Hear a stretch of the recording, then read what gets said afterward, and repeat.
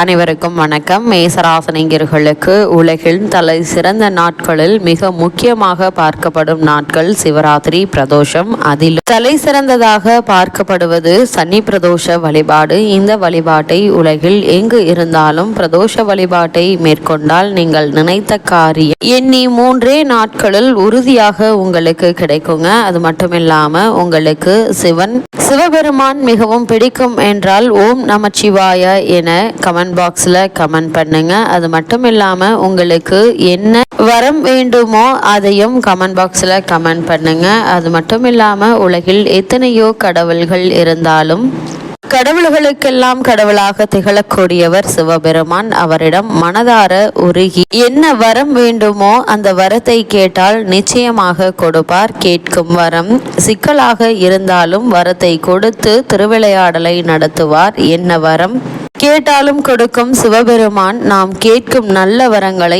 நிச்சயம் தருவார். அது மட்டுமில்லாமல் இயற்கையிலேயே எந்த ஒரு காரியத்தையும் நீங்கள் விரைவாகவே செய்து முடித்து விடுவீர்கள். அதன் முடிவை பற்றி கவலைப்பட மாட்டீர்கள். மனதில் ஒன்று வைத்துக்கொண்டு வெளியில் ஒன்று பேச சுபாவம் எப்பொழுதுமே உங்களுக்கு இல்லை. அரசு மரியாதையும் அரசியல்வாதிகளின் அரவணைப்பும் உங்களுக்கு எப்பொழுதுமே உண்டு. தலைமை பதவியில் உள்ளவர்கள் கூட உங்களிடம் ஆலோசனை பெற்று எந்த ஒரு முடிவையும் எடுப்பார்கள். அப்படிப்பட்ட குணம் கொண்ட கொடுக்கல் வாங்கல் மிகச்சிறந்த விளங்கக்கூடிய தைரியமும் தன்னம்பிக்கையும் கொண்ட மேசராசினியர்களான உங்களுக்கு இந்த சிவபெருமானுடைய சனி பிரதோஷ வழிபாட்டா மேலும் என்ன மாதிரியான முன்னேற்றங்கள் எல்லாம் உங்களுடைய வாழ்வில் ஏற்பட இருக்கு, கிரகநிலைகளின் ரீதியாக அமையிருக்கும் சாதகங்கள் என்ன, பாதகங்கள் என்ன, மேல் என்ன மாதிரியான முன்னேற்றங்கள் எல்லாம் ஏற்பட இருக்கு என்பது குறித்தான முழுமையான பதிவு தான் இந்த வீடியோவில் நம்ம விரிவாக பார்க்க போகிறோம். அதற்கு முன்னாடி சிவபெருமானை பற்றியும் சிவபெருமானை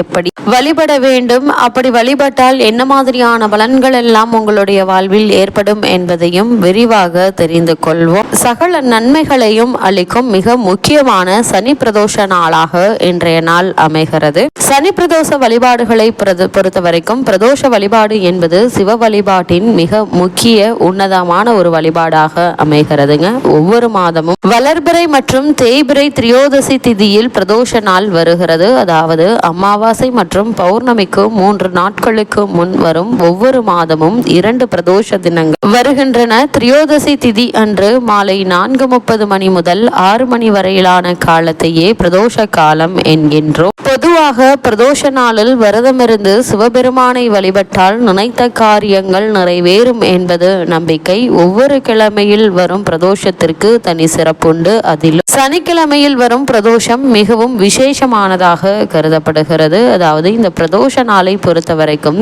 அமிர்தம் பெறுவதற்காக தேவர்களும் அசுரர்களும் மந்தார மலையை மத்தாகவும் வாசுகி என்ற பாம்பை கயிறாகவும் வைத்து திருப்பார்கடலை கடைந்தனர். தேவர்களும் அசுரர்களும் இரு பக்கமும் நின்று அந்த மலையை இழுக்க மலையின் உடல் அழுத்தி ஏற்பட்ட வலியால் வாசுகி பெருமூச்சு விட்டது. அது விஷமாக மாறி கடலில் கலந்தது. ஆழகால விஷமாக வெளிப்பட்டது. பிரபஞ்சத்தையே அழிக்கும் ஆற்றல் கொண்ட ஆழகால விஷத்தால் உலக உயிர்கள் அனைத்தும் துன்பப்பட்டன. இதையடுத்து உலகை காக்கும் பொருட்டு சிவபெருமான் அந்த ஆழகால விஷத்தை அருந்தினார். அந்த விஷம் உடலில் இறங்காமல் இருக்க சிவபெருமான் கழுத்தின் தொண்டை பகுதியை பார்வதி தேவி அழுத்தி பிடித்தார். இதனால் விஷமானது சிவபெருமானின் தொண்டையிலேயே நின்றுவிட்டது.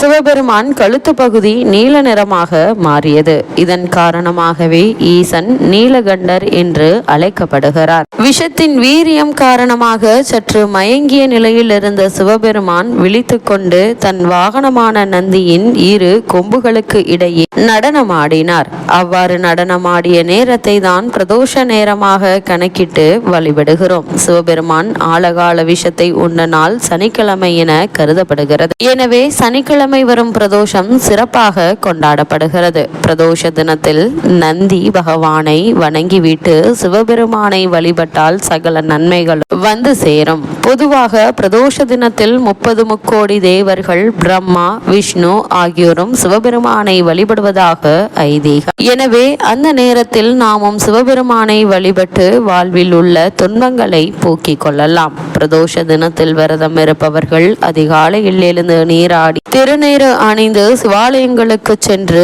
வழிபட வேண்டும். அன்றைய தினம் முழுவதும் உணவின்றி உபவாசம் இருந்து திருமுறைகளை படிக்க வேண்டும். 5 எழுத்து மந்திரமான சிவாய நம ஓதி வழிபடுவது சிறந்தது. மற்ற நாட்களில் வரக்கூடிய பிரதோஷ நாள் விரதமிருந்து வழிபாடு செய்வதை விட சனி பிரதோஷம் அன்று விரதமிருந்து வழிபட்டால் 1000 மடங்கு பலன் கிடைக்கும் என்பது நம்பிக்கை. பிரதோஷ காலத்தில் சிவாலயங்களில் சந்திரசேகரன் பார்வதி தேவியுடன் ரிஷப வாகனத்தில் 3 முறை வலம் வருவார். முதல் சுற்றில் செய்யப்படும் வேத பாராயணத்தையும் 2ஆம் சுற்றில் செய்யப்படும் திருமுறை பாராயணத்தையும் 3ஆம் சுற்றில் செய்யப்படும் நாதஸ்வர இன்னிசையையும் உடன் வலம் வந்தபடி கேட்க வேண்டும். சிவபெருமானை நந்தி பகவானின் 2 கொம்புகளுக்கு இடையே தரிசிப்பது சிறப்பானதாகும்.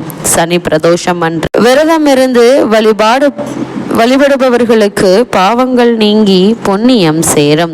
இந்திரனுக்கு நிகரான செல்வாக்கு கிடைக்கும். வறுமை நீங்கி வசந்தம் உண்டாகும். பிரதோஷ வேளையில் சிவாலயம் சென்று வழிபட்டால் 1 வருடம் முழுவதும் ஆலயம் சென்ற பலன் கிடைக்கும். அதே வேளையில் சனி பிரதோஷத்தன்று சிவாலயம் சென்று வழிபட்டால் 5 ஆண்டுகள் ஆலயம் சென்று வழிபட்ட பலன் கிடைக்கும் என்கிறார்கள். சனி பிரதோஷம் தரும் வழிபாடு பலன்கள் என்ன என்று பார்க்கும்போது தோஷங்கள் நீங்கும். அதாவது சனி தோஷம் கிரக தோஷங்கள் நீங்கி நற்பலன்கள் கிடைக்கும். பாவங்கள் நீங்கும். அதாவது புண்ணிய பலன்கள் கிடைக்கும். சனி பகவானின் துன்பங்கள் நீங்குங்க. நந்தி தேவரை வழிபட்டால் சனி பகவானால் ஏற்பட்ட துன்பங்கள் அனைத்தும் நீங்கி நல்ல ஒரு முன்னேற்றம் ஏற்படும். அனைத்து ராசிகளுக்கும் நன்மைகள் கிடைக்கும். எந்த ராசி லக்னக்காரகராக இருந்தாலும் சனி பிரதோஷ வழிபாடு நற்பலன்களையே தருங்க. துலாம், தனுஷு, கும்பம், மீனம், மிதுனம், சிம்மம் ராசி அல்லது லக்னக்காரர்கள் சனி மகா பிரதோஷத்தில் ரிஷபருடரை வணங்குவது குடும்ப பிரச்சனைகள் தீர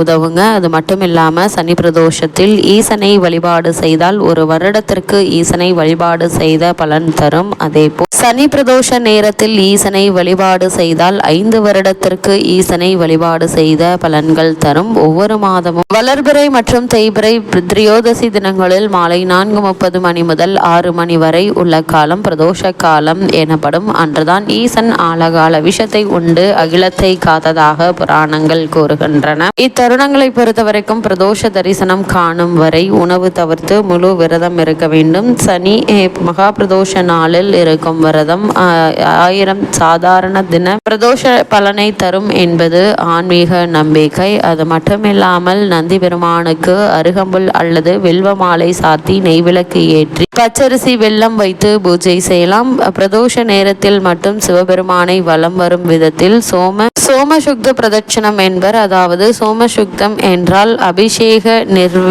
நீர்வழியும் கோமுகி தீர்த்த தொட்டியை குறிக்கிறது. இந்த தொட்டியை மையமாக வைத்து இடம் வளமாக மேற்கொள்ள பெறும் பிரதட்சணை முறை பிரதோஷ பிரதட்சணம் எனப்படுகிறது. நந்திய பிரதோஷம், பிரத்பட்ச பிரதோஷம், பிரளய பிரதோஷம் என 20 வகை பிரதோஷங்கள் உள்ளதாக புராணங்கள் கூறுகின்றன. சனிக்கிழமை பிரதோஷ காலங்களில் ஈசனை தரிசிப்பதால் சகல பாவங்களும் விலகி புண்ணியம் சேரும் என்பது நம்பிக்கை.